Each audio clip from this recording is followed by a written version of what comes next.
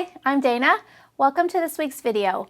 I would say the number one question that I get asked when people start the Sleep Sense program is, what do I do about these early morning wake-ups?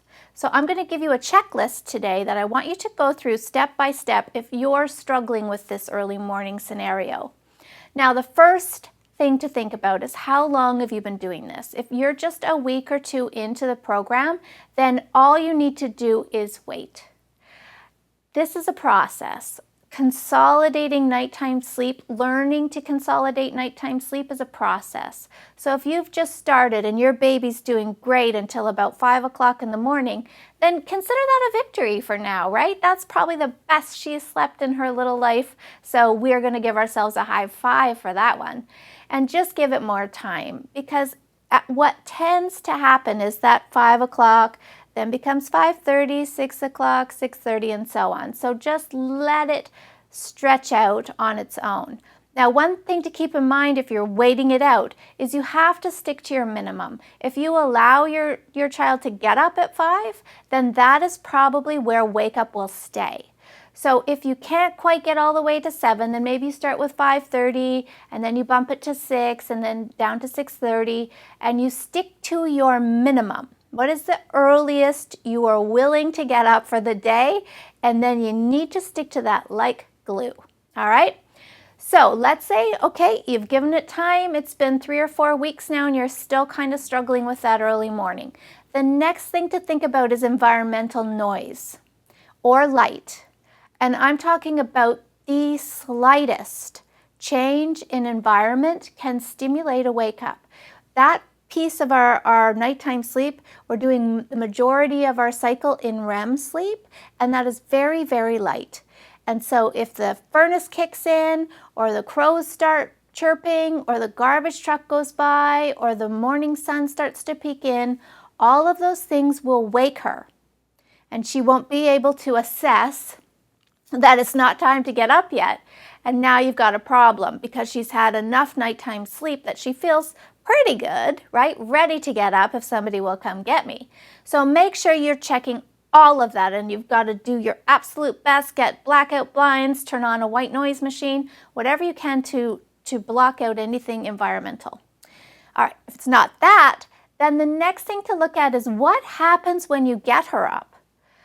If you get her up and the first thing you do with her is bring her to your bed and give her a feed, or even take her to the living room and give her her feed, if she really loves that, if nursing is her jam, she loves it, then that could be why she's waking up a little prematurely. She's just so excited, right, to have that special time with you.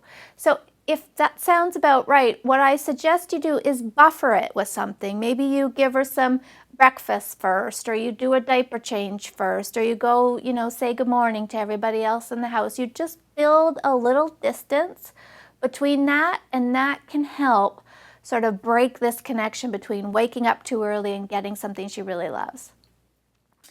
The next thing to look at is bedtime. What is bedtime, right? And there's 2 ways that this can go, and the most common way it should go is earlier. So if you've got a baby, that's going to bed at 7, that's a great time, but it might not be early enough for her. You want to look at, when did the last nap end, and when is bedtime beginning? And then check the Sleep Sense program. I've got a guide in there for age-appropriate time awake.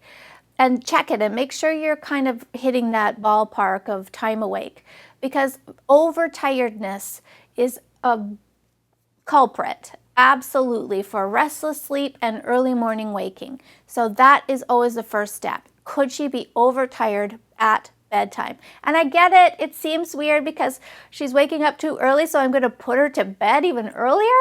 That doesn't make a whole lot of sense in the adult mind. I get it. But trust me, it's often that problem. Then the last stop, the very last stop, and this would be after, you've exhausted all these other things. This is like about 6 weeks in and you're still struggling. Then the very last step would be to look at bedtime and perhaps shift it later. I know, I said it, shift bedtime later. But it could be that there's just not enough time awake. So she's not quite fatigued enough, or she only needs, she might be one of those babies that only needs 10.5 hours of nighttime sleep. So we may need to go a little bit later with the bedtime. Now, how you do this is very gently and slowly. So you move down her whole day by 10 minutes every 3 days until it's about a half an hour later than it normally would be. And give it a few days. Mornings do not, it's not as simple as I put you to bed 15 minutes later, you're going to sleep 15 minutes later in the morning. That is not how our body clocks work. They take time to make adjustments. So give it a good solid week or two and then sort of watch mornings come around slowly. All right, I hope that helps. Thanks for watching. Sleep well.